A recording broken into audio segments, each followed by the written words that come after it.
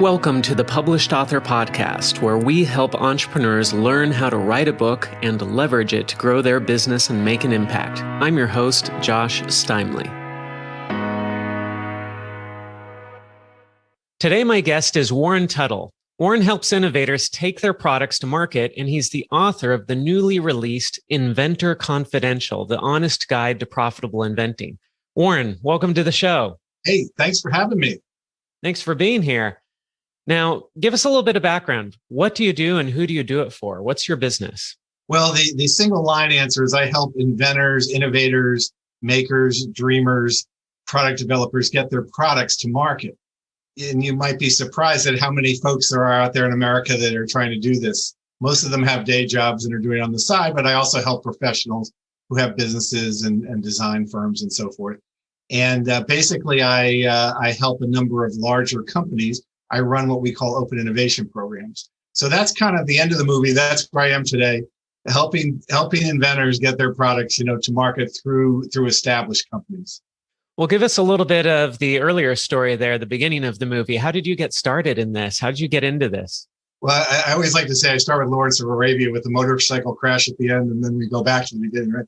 But I actually, many years ago, after I got out of college, and in the book I describe a lot of this. I had a lot of my own businesses in high school and college. I was an entrepreneur, with lawn mowing and snow plowing and window washing and every business you can imagine.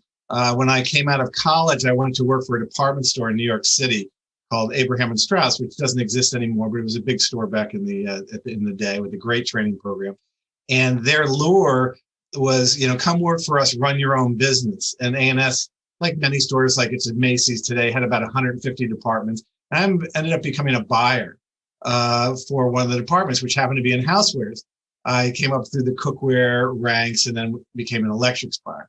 So after 6 or 7 years of that in the city, and I didn't love the city, I moved back to Connecticut where I was from, and I started a collection of stores, which ended up being called the Complete Kitchen and the Good Food Store. And I go through that in the book. I had about 65 employees at my peak. I had 8 different stores and locations. Some of them were combined locations, but we're really sort of a Williams-Sonoma upscale, cookware store, very chic in the day. And then I had a cooking school, which was nationally renowned. We had Julia Child and many famous people came to teach for us. This is before Food Network. And then we did prepared foods and catering. And Food and Wine magazine once described us as the number one top gourmet store in America. So I used sort of my background in retailing to develop this retail operation. I did that for 19 years. And one day an inventor walked in my store with a product called Misto. Olive oil, you can see it too well, but an olive oil. Oh, yeah, we've got one of those. Yeah, my life changed forever. And I ended up selling the stores and helping inventors. Professor to describe for businesses the looking outside of their 4 walls for new products. So back in my day when I was a youth, when Procter and Gamble, for instance, is sort of the target, the poster company, they had products like Tide and Charmin and all these, sort of, and the big thing back when I was a kid was everything had a secret sauce, a secret recipe. Everything was developed in-house. It was all proprietary. It was all their brand. And then a guy came along in the late 1970s named A.G. Lafley, and he said, why the heck are we doing this? Why don't we reach outside the company for new ideas? And they started getting ideas and products submitted to them by their customers, by inventors and so forth. And they started really what became sort of the adjunct to this whole professor's book about open innovation of reaching outside and using others to develop products. And today, it's my understanding that half the new products that come from Procter & Gamble come from outside the company. So that was the beginning of it. Not every company practices it, but what led to me is I had a couple of hit products besides Misto, and I had a huge failure, which I talk about a lot in the book. Lost a lot of money as well, and but I had kept close relationships from my days as a buyer in New York City. And from my going to trade shows and everything, relationships with many of the big housewares companies. And I knew the management at a company called Lifetime Brands, which is the largest housewares company in the U.S. They're a publicly traded company under LCUT on the NASDAQ. they have about 40,000 products and 45 brand names, like they own Farberware and brand names, so forth. And so when I was talking with them one day and they were asking me how things were going with Inventors, they asked me if they'd read about this open innovation platform and wondered if I could come in and help them build one. And that's where I got started, first with Lifetime. And then eventually, after many years, helped a company called TTI, Tektronix Industries, do it with the power tools. They have Ryobi rigid power tools. And then I also help a direct response television company. So that's about as many companies as I can handle right now. But I basically, in the book, describe at length how I basically merge Inventors with these large companies. Gotcha. So what was the inspiration for the book? Why did you write it? Well, let me just add one more little thing, because I think it'll dovetail nicely.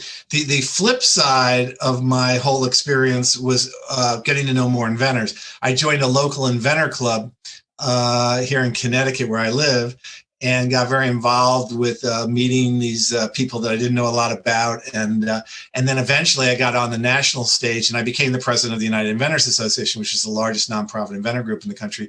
We try to educate inventors for free, and we also advocate for them in Washington, D.C. So I started spending a lot of my time on these issues. So I think it was that combined knowledge of what I learned from helping companies, helping inventors, doing the nonprofit work that brought me into touch with tens of thousands of inventors, companies. I brought many products to market. I helped license over 100 products that have generated over $1 billion in sales. And sort of this whole cumulative effort brought me to a pretty prominent place in the industry. I'm pretty well known within this little world, this little tiny little world. And I had many people ask me over the years, why don't you write a book? And I gave the usual answer. I'm too busy living life and doing what I'm doing to write a book. I really don't have time. But I had one particular friend, Jeff Mangus, who is an inventor, who came to me with many products, and he actually helps people write books and stuff. And he kept saying, you got to write a book, you write it. So for years, I told him no. And then finally he wore me down. So this whole thing is entirely Jeff's fault. Gotcha.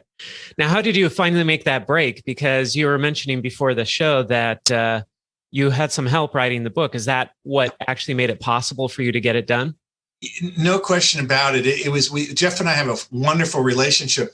And, I don't think it's a typical relationship, but who knows? I don't know what a typical relationship is. I suppose in life, no one with any of their partners has a typical relationship, but mine is unique, and that I was responsible really for every word in the book.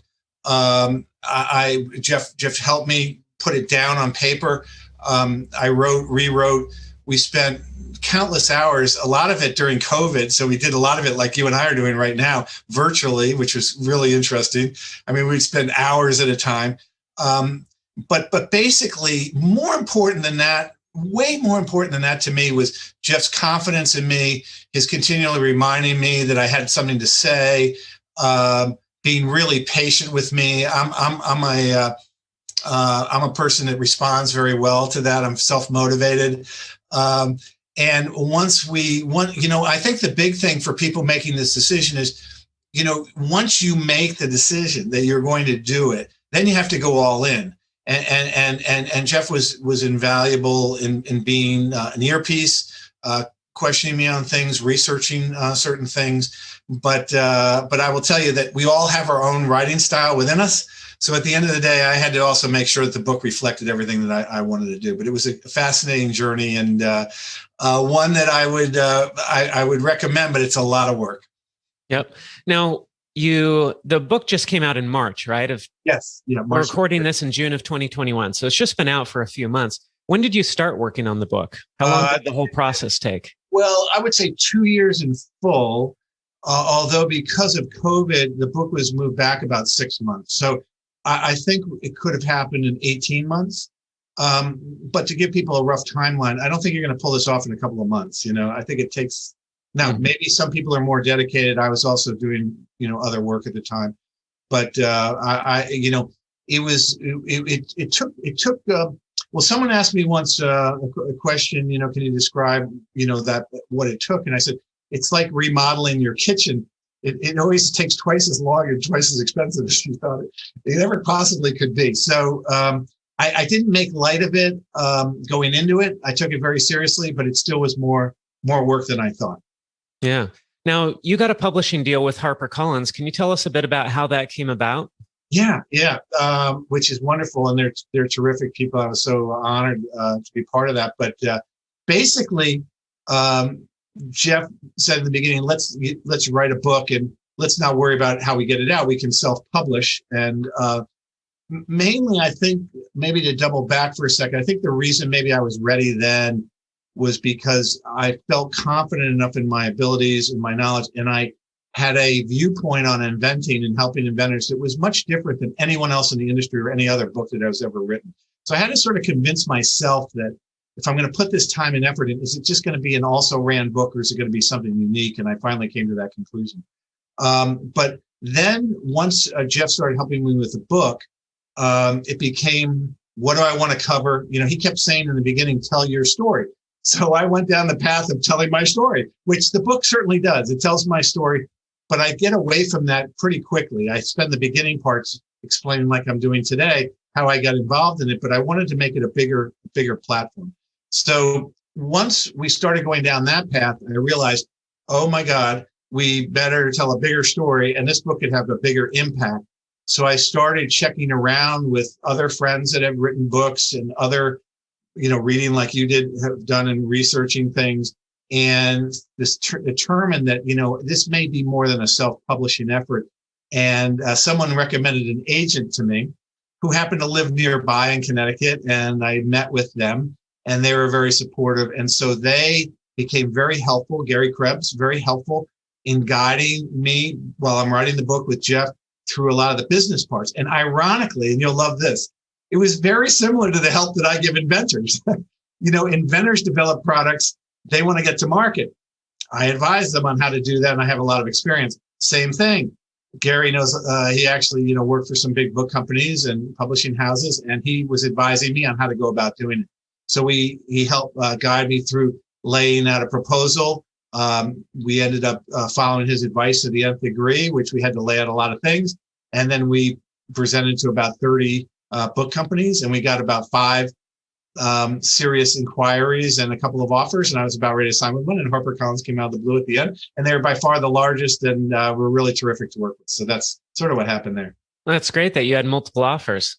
Yeah. I mean, I wouldn't say I have a ton of them, but I had a couple of people, a couple of entrepreneurial oriented publishing companies, which would have been great. So. Quick break here. Are you an entrepreneur? Do you want to write a book that will help you grow your business? Visit PublishedAuthor.com, where we have programs to fit every budget, programs that will help you write and publish your book in as little as 90 days, starting at just $39 per month. Or, if you're too busy to write your book, we'll interview you and then write and publish your book for you. Don't let the valuable knowledge and experience you have go to waste. Head on over to PublishedAuthor.com to get the help you need to become a published author. You've already waited long enough. Do it today. Now, back to the show. So, other than HarperCollins being one of the largest, why did you choose them over the others? Well, interestingly enough, I think a number of reasons. First of all, I was very familiar with a lot of their books and authors. For instance, Malcolm Gladwell and others, and I've read all of his books. So just as a human being, it fascinated me. They had a whole division dedicated to helping people, which I thought was cool. But probably most important, the guy responsible was terrific. He also lives in Connecticut, of all places. Ended up meeting with him. He ended up being terrific. Their offer was substantial, and I don't know, it just seemed to fit like a glove from the beginning. So I don't know that it's it's necessary to have one particular publisher. There's many ways to go to market, but I just felt very comfortable. And then they had someone work with me on PR and how to do things, and we're very open to suggestions and edits and things that we went through. And then eventually, when I actually did the reading for the book, which took 4 days, they were very supportive on that end too, although I didn't get paid for it. But the whole thing seemed to fit well. But I think I would highly recommend them, but I think they're pretty selective. I just, for whatever came up on their radar, but I think there's many, many other great companies. Gotcha. Well, yeah, writing a book kind of is, I suspect, similar to the inventing process, isn't it? I mean, you're essentially inventing a new product that's never been created before. That's exactly right. It's very creative. Inventors are actually very creative. I mean, we think of them as engineers, and they are, a lot of them, but they're also like songwriters or musicians or authors or artists. They're creating something unique. One of the things that, I explain in the book is how to protect that uniqueness, how to leverage that uniqueness. Most of them don't have a clue, the business side of getting to market, and that's where I come in to help them. But exactly the same on the book. It's like I've learned so much on the book front, and I've tried to help other people, expectations, how to, by the way, right down to selling it on Amazon and the review process. I've been very fortunate now to get the bulk. I've had 60 some reviews, and like all but 5 stars, which are wonderful. I'm really making a difference on some people's lives who have written. But I have 5 1-star reviews, which were planted by people with fictitious names that are offended by some of the things I wrote because I call out people in the book. And so I've made upset some people along the way too. And I notice as I go through other book reviews, it seems like, the same things happen in the whole public review process. It's very painful when you spend a couple of years on a book and you write from your heart, and then someone without a real name, purposely doesn't read it and just attacks you.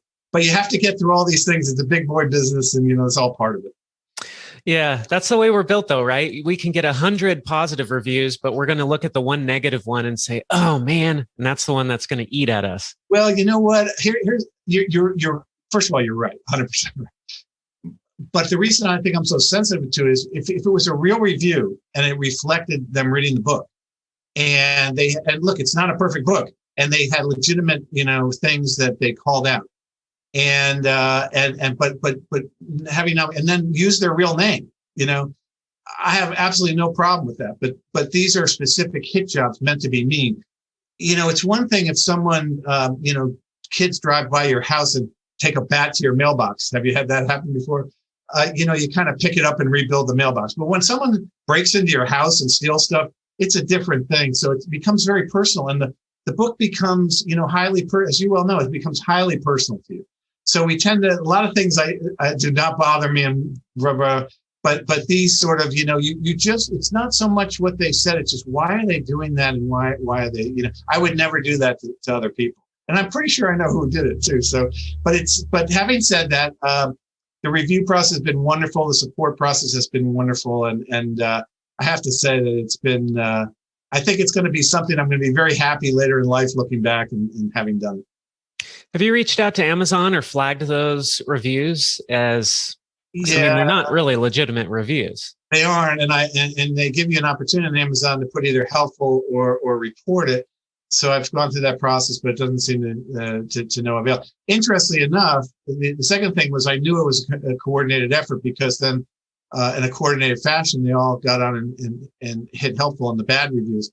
And it's weird, as I started to go through some of the review process, a lot of books, have a lot of wonderful reviews, but only 4 or 5 people hit helpful. There's like 35 people hit, on the bad reviews. So then I had to go out and get all my friends to hit helpful. Otherwise, those ratings go to the top of the page. So there is the whole, I don't want to dwell on it too much, because to your point, it's a small part of all this thing. But I only mention it because once you go public and put it out there, you're no longer a private citizen anymore, and you have to get used to the tumult, shall I say, of the marketplace.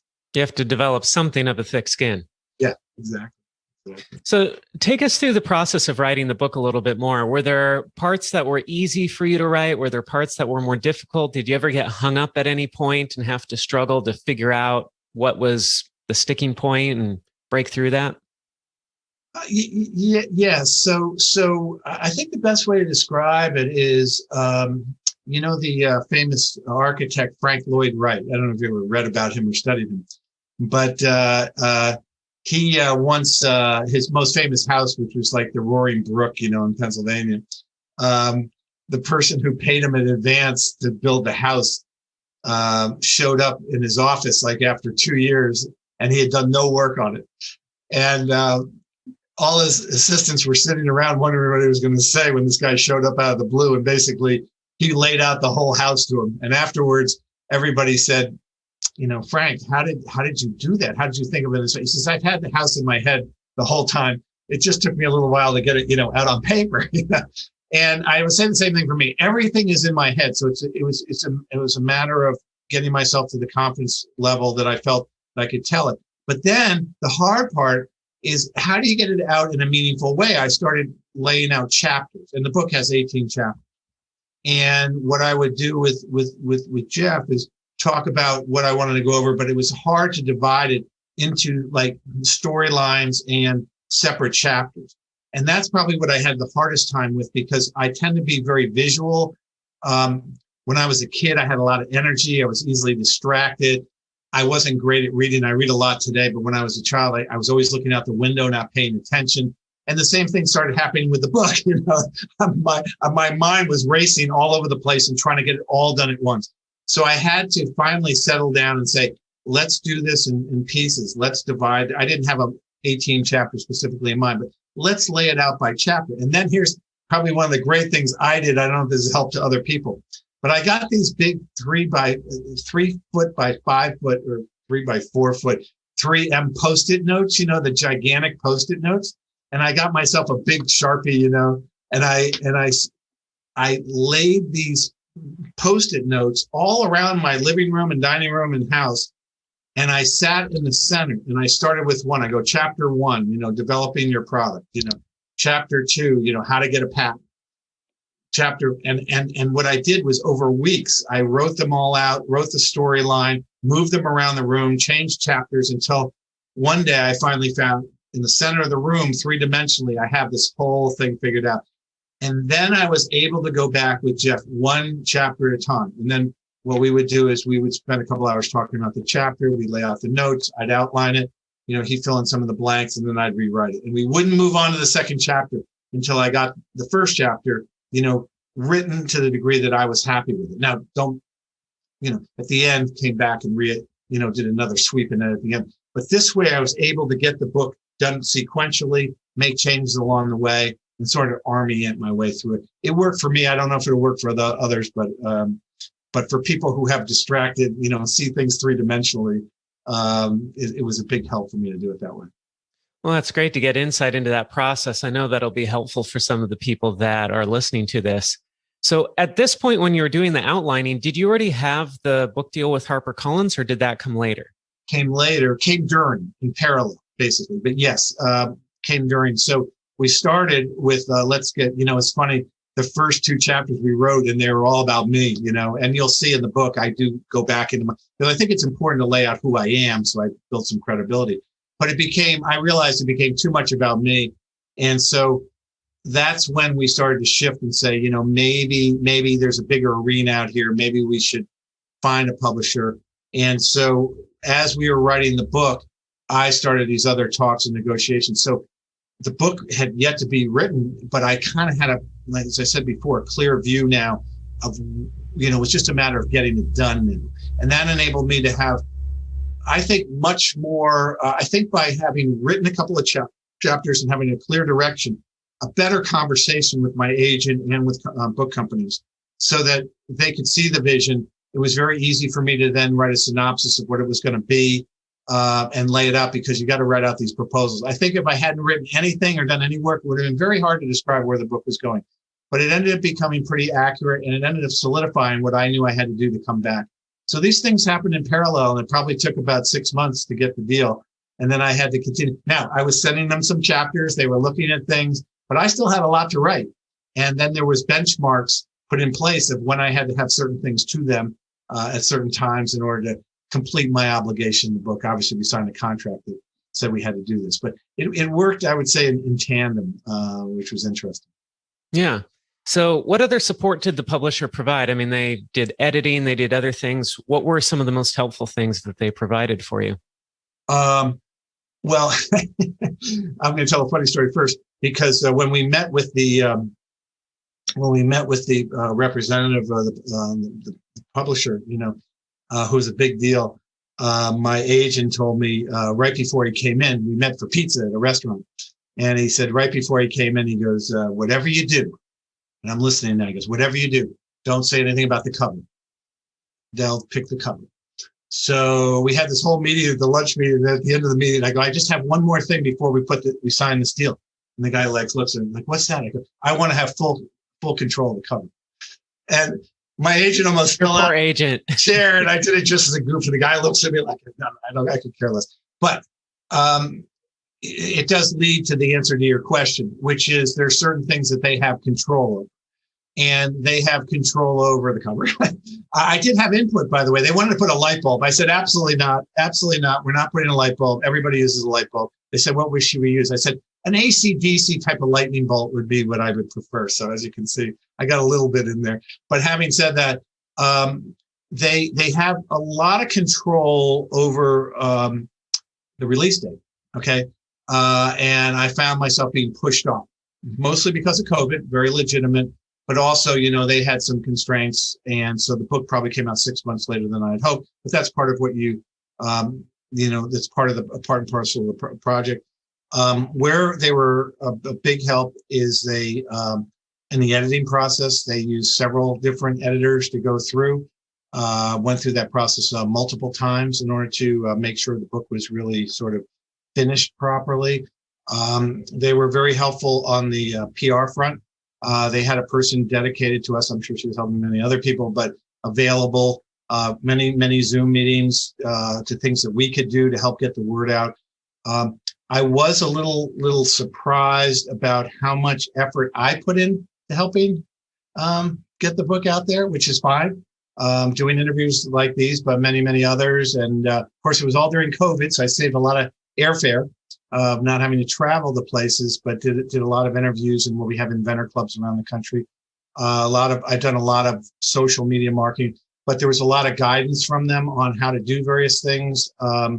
They were also very helpful in sending out. I had 110 people that I want to send books to. They were influencers. They were great in getting those books out and telling people how to post and so forth. And just a really nice people to work with. So overall, a very positive experience. But as I said, I'm sure that no matter who your publisher is, or even if you're self-published, you'll develop your own strategy, and it'll work. Mm-hmm. Is there one thing that worked the best in terms of getting the word out about your book? That's a really good question. I would definitely say that sending out books to influencers was really helpful. That helped me get a lot of positive reviews and a lot of positive social media press. I would say social media marketing is very important. Now, my youngest daughter helps me with that. She does it professionally. She works in New York City, and she does marketing and social media stuff for a company. So she was doing it on the side. So I had someone who's quite adept at it.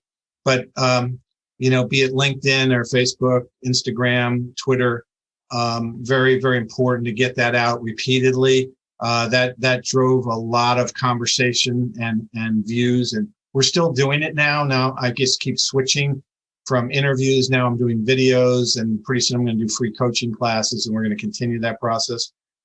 In my world, we have about 50 or 60 good inventor clubs across the country, and I probably spoke at about 30 of them, which represented many thousands of inventors.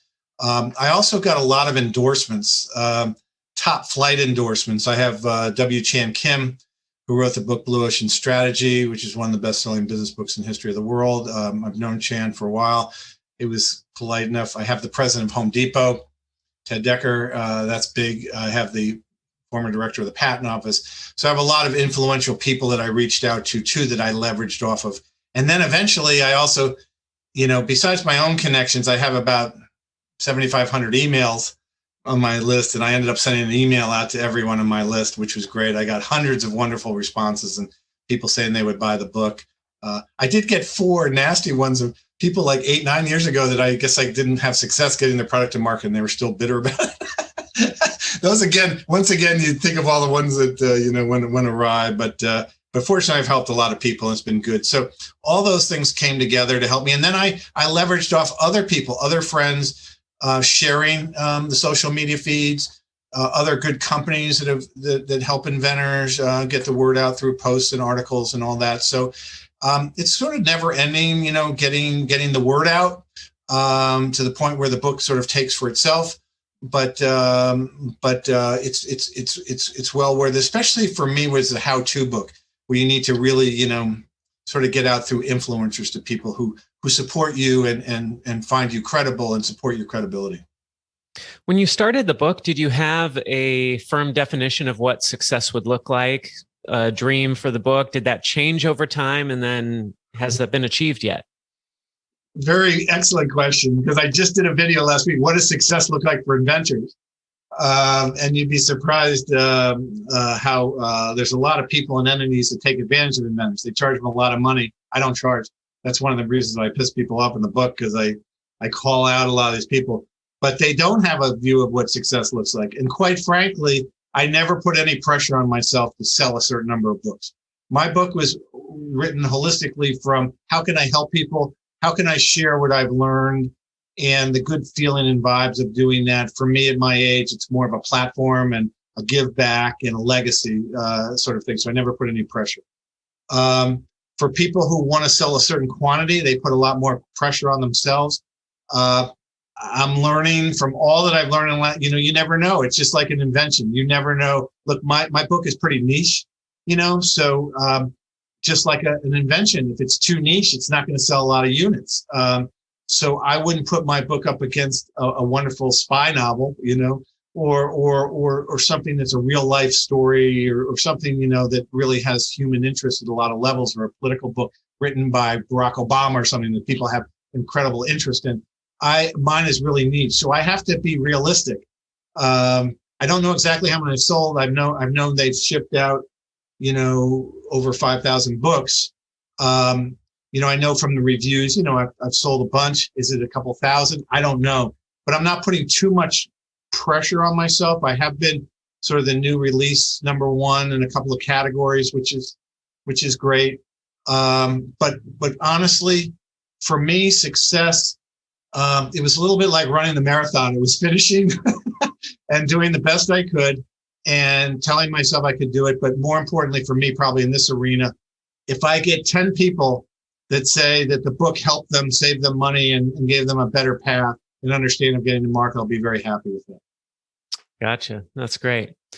Well, as we wrap things up, are there any final words of advice that you could give to other entrepreneurs out there who are thinking about writing a book, but they haven't started yet? What tips or advice would you give them based on the experience you've been through? Well, I would say, we discussed it a little bit. I would say, is the path you're on, or what you want to describe, or your vision unique?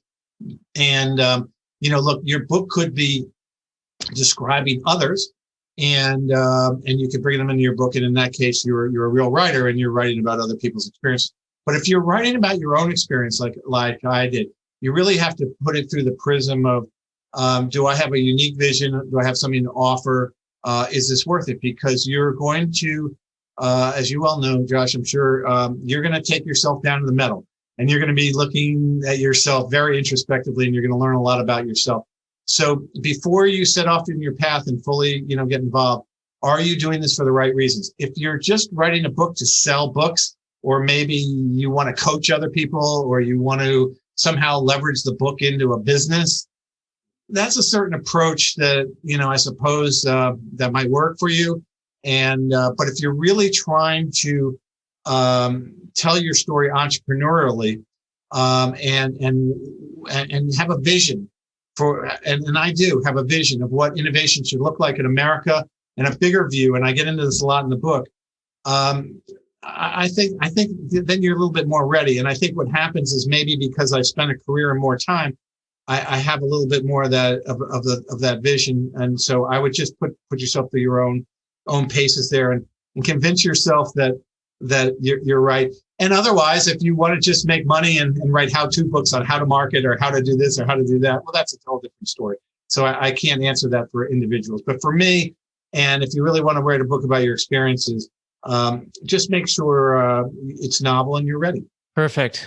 Well, thanks so much, Warren, for being with us here on the show today. If people want to reach out and connect with you, what's the best way for them to do that?